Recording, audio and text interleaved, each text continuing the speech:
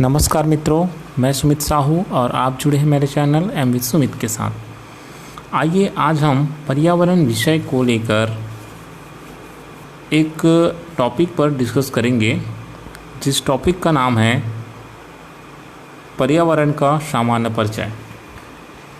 आज से हम पर्यावरण विषय को लेकर भी वीडियोस अपलोड करेंगे एसीएफ और रेंजर के एग्ज़ाम के लिए। क्योंकि परीक्षा का आयोजन सीजीपीएससी के द्वारा किया जा रहा है, तो इसका आशय यह है कि परीक्षा का जो क्वेश्चन पेपर का जो स्वरूप होगा वो थोड़ा घुमावदार होगा। परीक्षा के जो प्रश्न होंगे वो सीधे सीधे नहीं पूछे जाएंगे, इसीलिए हमें थ्योरेटिकल अध्ययन बहुत ज़रूरी है। जब हम थ्योरेटिकल अध्ययन करेंगे तभी हम बहुत अच्छे से पर्यावरण विषय को समझ पाएंगे और उनके जवाब दे पाएंगे। वीडियो को शुरू से अंत तक देखिएगा मित्रों, क्योंकि ये वीडियो भले आपको नॉर्मल लगे, लेकिन एक एक फैक्ट बहुत ज़रूरी होता है प्रतियोगी परीक्षाओं के लिए। और बुक के अंदर से ही कई सारी चीज़ें होती है जो हमें लगता है कि हम तो जानते हैं, लेकिन ऐसा बिल्कुल नहीं होता है ना। इसलिए मैं बहुत आसान भाषा में और एकदम छोटा छोटा वीडियो 5 से 6 मिनट का बनाते जाऊँगा, ताकि आपको भी पढ़ने में सुविधा हो और हर एक टॉपिक बहुत अच्छे से क्लियर हो। तो आइए आरंभ करते हैं।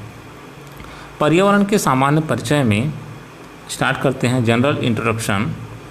सौरमंडल के ज्ञात ग्रहों में पृथ्वी इकलौता ग्रह है जहां जीवन संभव है। आप सभी जानते हैं कि हमारे सौरमंडल में टोटल 8 ग्रह है। पहले 9 ग्रह थे, लेकिन प्लूटो को ग्रहों की बिरादरी से अब हटा दिया गया है, तो 8 ग्रह है, उनमें से पृथ्वी एक ग्रह है ना।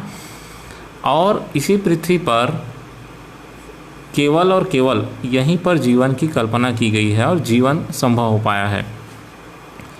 इसका कारण यह है कि यहाँ का सूटेबल वातावरण। अब बात आती है कि पर्यावरण क्या है।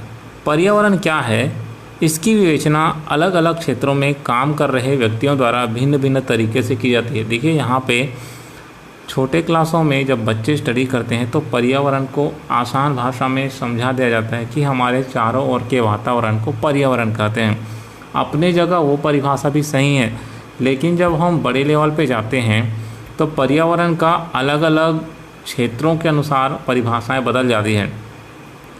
भौतिक वैज्ञानिक पर्यावरण को भौतिक रूप से उल्लेखित करता है, जीव वैज्ञानिक इसे जैविक रूप से उल्लेखित करता है, जबकि जो सामाजिक वैज्ञानिक होते हैं वो सामाजिक आर्थिक तमाम चीज़ों को पर्यावरण का संगठन या स्वरूप मानता है।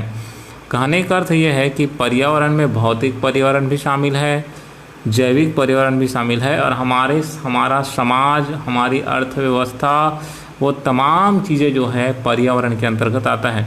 अब मान लो आपको पता नहीं होता और पेपर में आ गया कि पर्यावरण के अंतर्गत शामिल नहीं है, ऑप्शन रहता भौतिक पर्यावरण, जैविक पर्यावरण, सामाजिक पर्यावरण, ऐसे करके, तो आप तर्क लगाते कि नहीं भौतिक तो रहेगा, जैविक भी रहेगा, लेकिन समाज कहाँ पर्यावरण के अंतर्गत आएगा। तो ऐसे प्रॉब्लम्स आ सकते हैं।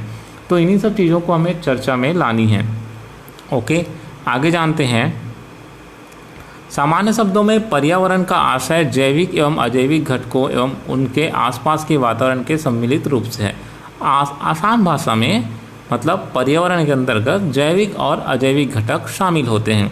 जैविक मतलब जितने भी जीवित प्राणी हैं, जैसे कि जंतु और पौधे, और अजैविक जैसे कि मिट्टी, हवा, पानी, लकड़ी, ये तमाम चीज़ें ये अजैविक घटक के अंतर्गत आते हैं, जो पृथ्वी पर जीवन के आधार को संभव बनाता है।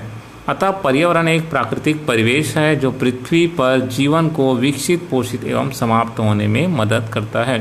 तो यहाँ पे कुछ फैक्ट मैंने जो बताया उनको आपको दिमाग में रखना है और आगे बढ़ते जाना है, ठीक है। आइए पर्यावरण की शुरुआत पर चर्चा करते हैं।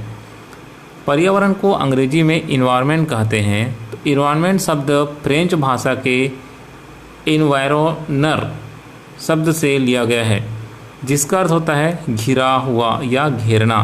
तो यहाँ पे पर्यावरण शब्द किस भाषा से आया हुआ ये आपको ध्यान रखना है, फ्रेंच भाषा से।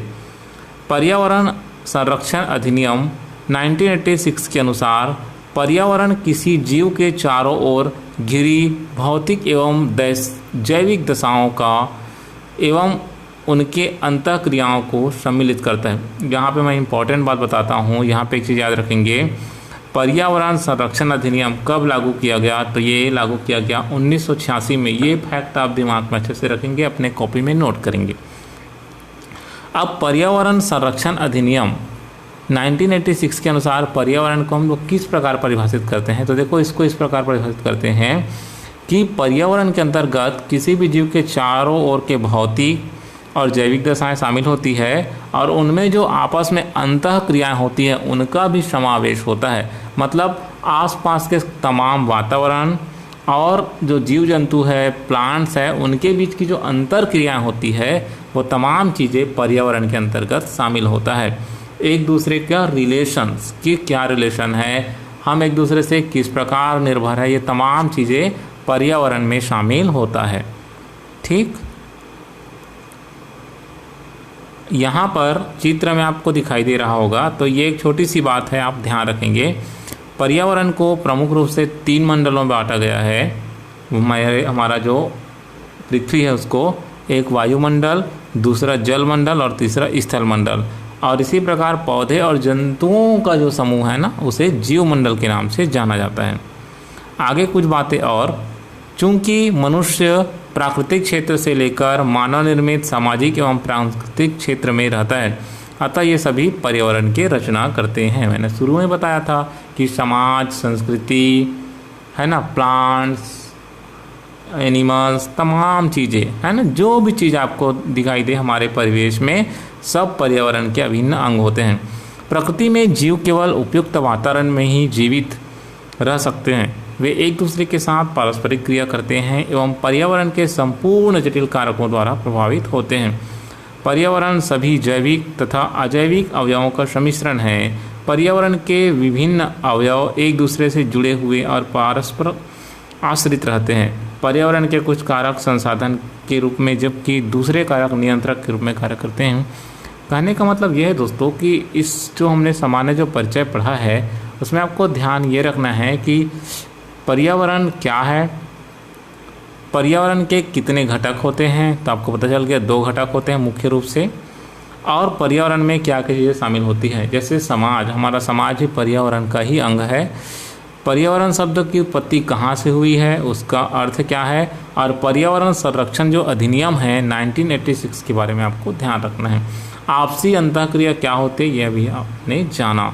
ठीक है, तो ये तो था पर्यावरण के सामान्य परिचय की बात जिस पर हमने अभी चर्चा किया है ना। इसी तरह हर एक टॉपिक को ले करके हर एक टॉपिक का एक छोटा छोटा वीडियो 5 से 7 मिनट का मैं अपलोड करते जाऊंगा, उन पर आप चर्चा करेंगे।